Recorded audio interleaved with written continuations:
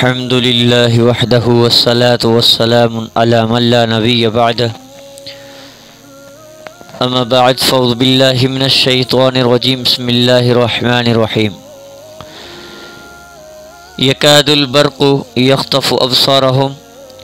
كلما أضاء لهم مشوا فيه وإذا أظلم عليهم قاموا ولو شاء الله لذهب بسمعهم وأبصارهم ان اللہ علی کل شیء قدیر۔ عزیزان محترم، میرے عزیز سامعین مکرمین، میں نے آپ حضرات کے سامنے آیت نمبر 19 آپ کے سامنے درس قرآن آپ کے سامنے پیش کیا۔ آج آیت نمبر 20 ہے کہ اللہ تبارک و تعالیٰ فرماتے ہیں یکاد البرق یخطف ابصارہم۔ یہاں سے انہی منافقوں کی ایک چال کی جو ہے نا پیش کیا جا رہا ہے کہ بھائی کہ ان کی مثال جو ہے نا بجلی کی گرج کے ساتھ دی گئی ہے۔ جس طرح سے جب کوئی بجلی ہوتی ہے، آسمانی بجلی، وہ چمک اڑتی ہے تو روشنی ہو جاتی ہے، تو اس کی روشنی میں لوگ چلنے لگتے ہیں۔ تو یہاں سے اللہ تبارک و تعالیٰ نے ان منافقوں کا جو تذکرہ کیا ہے اور اس کا ذکر اس سے ہی بجلی کے ساتھ دی ہے کہ جب یہ بجلی کی روشنی پھیلتی ہے، بجلی کی روشنی چمک اڑتی ہے، تو اس کی روشنی میں جس طرح سے لوگ چلنے لگتے ہیں، تو یہ منافقین بھی جب جو ہے نا مومنوں کے ساتھ ایمان کا اظہار کرتے ہیں اور مومنوں کے درمیان چلنا شروع کر دیتے ہیں کہ جب مومنوں کو فائدہ ہوتا ہے پھر اس سے وہ فائدہ اٹھاتے ہیں۔ تو فرمایا اللہ تبارک و تعالیٰ نے کہ قریب ہے کہ بجلی ان کی آنکھیں اچک لے جائے، ان کی آنکھوں کی روشنی ان کی بینائی چھین لے، اور تو شک کے وقت ان کی مثال برسات کی سی ہے۔ اللہ نے فرمایا کصیب، ہاں جی، صیب کے معنی میں ہم نے بیان کیا تھا پچھلے کہ یعنی کہ اس کی معنی ہوتا ہے کہ بھئی چھیننا، یعنی کہ برسات۔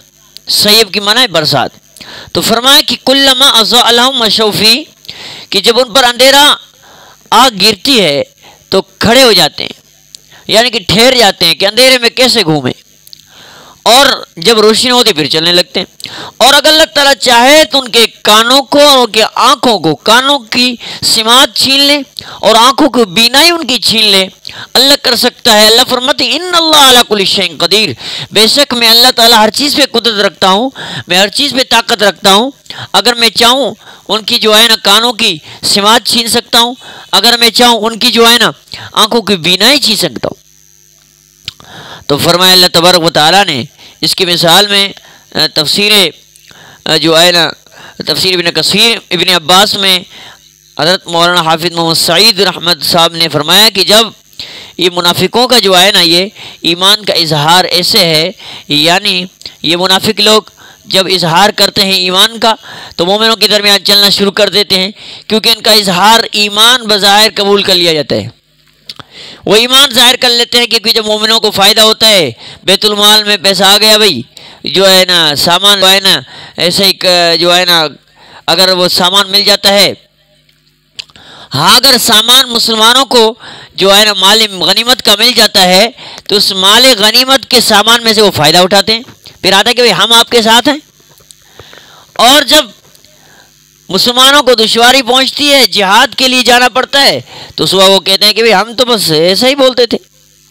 لیکن جب مر جاتے ہیں تو قبر کے اندھیرے میں پڑ رہے رہتے ہیں۔ اور اگر اللہ تعالیٰ چاہے تو گرج و چمک سے ان کے کانوں اور نگاہوں کو ختم کر دے۔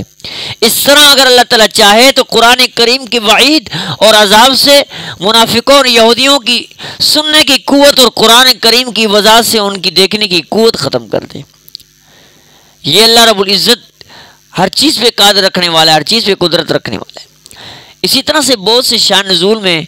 جو ہے نا علماء اکرام نے بہت سی باتیں کی ہیں، جیسے ابن جریر رحمۃ اللہ علیہ، حضرت صدیق کبیر رحمۃ اللہ علیہ، حضرت ابی مالک رحمۃ اللہ علیہ نے، حضرت ابن عباس رضی اللہ تعالیٰ رحمۃ اللہ علیہ نے، حضرت مرہ نے، حضرت ابن مسعود رضی اللہ تعالیٰ نے، صحابہ اکرام کی ایک جماعت اس بات کو بیان کرتی ہے کہ مدینہ منورہ کے منافقین میں سے 2 آدمی رسول اللہ کے پاس آئے، بھاگ کر مشرکین کی طرف روانہ ہوئے۔ راستے میں ان دونوں کو اسی طرح بارش کا سامنا ہوا، یعنی کہ ان کا تذکرہ کہ سامنا پڑا ان کو برسات کا، اور اندھیرا چھا گیا تو ٹھہر گئے، پھر جب روشنی چمک اٹھی پھر چلنے لگتے۔ تو سخت گرج اور اندھیرا اور چمک ہے، لہذا جب خوب زور سے بادل گرجتا یہ دونوں اس ڈر سے کہیں گرج کی آواز اس کے کانوں کو نہ پھاڑ دے تو کانوں میں انگلیاں ڈال دیتے، ٹھونس دیتے، جب بجلی چمکتی تو اس کی روشنی میں چلنا شروع کر دیتے، اور جب پھر اندھیرا ہو جاتا تو پھر ٹھہر جاتے تھے۔ ان کا تذکرہ کر کے یہ آیت جو ہے نا نزول شان نزول انہی کی وجہ سے بیان کی گئی ہے۔ اللہ کریم اس کی دعا ہے رب العالمین ہمیں منافقوں کے ایمان سے، منافقوں جیسے ایمان سے ہم سب کو بچا کے رکھے، اور اللہ کریم کی دعا ہے رب العالمین ہم سب کو عمل کرنے کی توفیق عطا فرمائے۔ وما توفیق الا باللہ۔